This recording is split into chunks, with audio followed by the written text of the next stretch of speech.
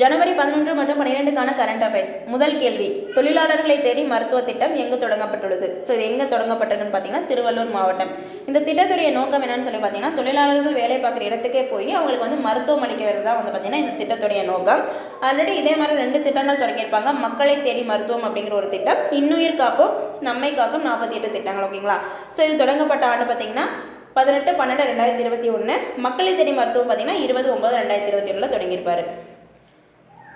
இரண்டாவது கேள்வி, ஸோ இதெல்லாமே வந்து பார்த்திங்கன்னா தமிழக முதலமைச்சர் ஸ்டாலின் தொடங்கின திட்டங்கள்.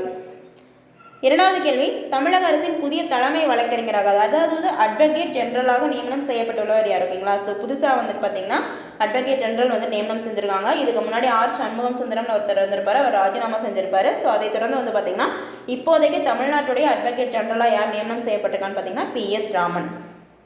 ஸோ இதுக்கு முன்னாடி வந்துட்டு சண்முக சுந்தரம் இருந்திருப்பார், அவர் வந்து ராஜினாமா செஞ்சிருப்பார். மூன்றாவது கேள்வி, 2024 ட்ரிப் அட்வைசர் விருதுகளில் முதல் இடத்தை பிடித்த சுற்றுலா தலம் எதுன்னு கேட்காங்க. ட்ரிப் அட்வைசர் விருதுகளில் முதல் இடத்தை பிடித்த சுற்றுலா தலம் பார்த்தீங்கன்னா துபாய். நான்காவது கேள்வி, சமீபத்தில் எந்த மாநிலத்தில் சிவப்பு எறும்பு சட்னிக்கு புவிசார் குறியீடு வழங்கப்பட்டுள்ளது? ஸோ ஒடிசாவில் தான் வந்து பார்த்திங்கன்னா இந்த சிவப்பு எறும்பு சட்னின்னு ஒரு சட்னிக்கு வந்து பார்த்திங்கன்னா புவிசார் குறியீடு வழங்கியிருக்காங்க. இதோட வந்து பார்த்திங்கன்னா ஒடிசாவில் 26 பொருட்களுக்கு புவிசார் குறியீடு கிடைத்துள்ளது அப்படிங்கிற ஒரு இன்ஃபர்மேஷன் நம்ம தெரிஞ்சுக்கணும்.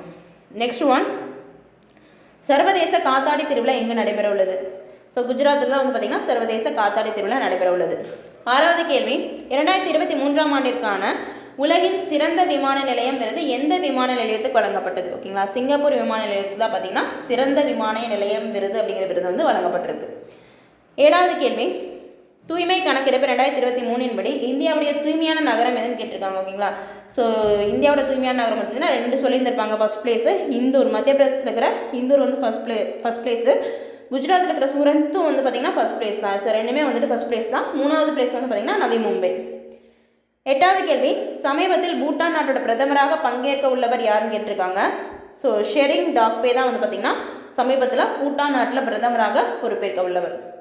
9வது கேள்வி, திருப்பூர் குமரனோட நினைவு தினம் எப்போன்னு பார்த்தீங்கன்னா Jan 11 தான் பார்த்தீங்கன்னா கொடிக்காத்த குமரன் சொல்லுவாங்க. ஓகேங்களா? ஸோ அவரோட நினைவு தினம் January 11. 10வது கேள்வி, 48வது இந்திய சுற்றுலா மற்றும் தொழில் பொருட்காட்சி நடைபெறும் இடம். ஓகேங்களா? ஸோ 48வது இந்திய சுற்றுலா மற்றும் தொழில் பொருட்காட்சி நடைபெறும் இடம் பார்த்தீங்கன்னா சென்னையில் தான் வந்துட்டு நடைபெறுது.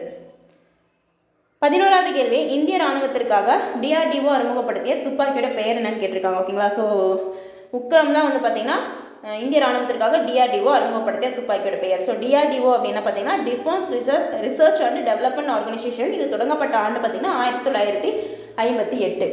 தமிழில் பார்த்தீங்கன்னா பாதுகாப்பு ஆராய்ச்சி மற்றும் மேம்பாட்டு அமைப்புன்னு சொல்லுவாங்க இந்த DRDO. ஓகேங்களா? நெக்ஸ்ட் ஒன், 12வது கேள்வி, விங்ஸ் இந்தியா 2024 எங்கு நடைபெறுகிறது? ஸோ விங்ஸ் இந்தியா 2024 பார்த்தீங்கன்னா ஹைதராபாத்தில் தான் வந்துட்டு நடைபெறுகிறது. ஓகேங்களா? ஸோ வெகும்பட் ஏர்போர்ட்டில் தான் வந்துட்டு நடைபெறுது. நெக்ஸ்ட் ஒன், சமீபத்தில் ஈசாயிலை எந்த நாட்டு ஆராய்ச்சியாளர்கள் உருவாக்கினார்கள்? ஓகேங்களா? ஸோ ஈசாயில் அப்படிங்கிறத வந்து பார்த்தீங்கன்னா விவசாயத்துக்காக ஈசாயில் அப்படிங்கிற மின்னணு மணலை வந்து பார்த்திங்கன்னா ஸ்வீடன் நாடு தான் வந்துட்டு உருவாக்கியிருக்காங்க. ஓகேங்களா? ஈசாயில் ஸ்வீடன். நெக்ஸ்ட் ஒன், 27th தேசிய இளைஞர் விழா நடைபெறும் இடம். ஓகேங்களா? ஸோ 27th தேசிய இளைஞர் விழா நடைபெறும் இடம் பார்த்திங்கன்னா மகாராஷ்டிராவில் இருக்கிற நாசிக்கில் தான் வந்து பார்த்திங்கன்னா நடைபெறுது. 15வது கேள்வி, தேசிய இளைஞர் தினம் எப்பொழுது அனுசரிக்கப்படுகிறது? ஸோ January 12 தான் பார்த்திங்கன்னா தேசிய இளைஞர் தினம் அனுசரிக்கப்படுகிறது. 16வது கேள்வி, தேசிய மனித கடத்தலுக்கு எதிரான விழிப்புணர்வு தினம் national human trafficking awareness day வந்துட்டு January 11. ஓகேங்களா? தேசிய மனித கடத்தலுக்கு எதிரான விழிப்புணர்வு தினம் வந்துட்டு January 11.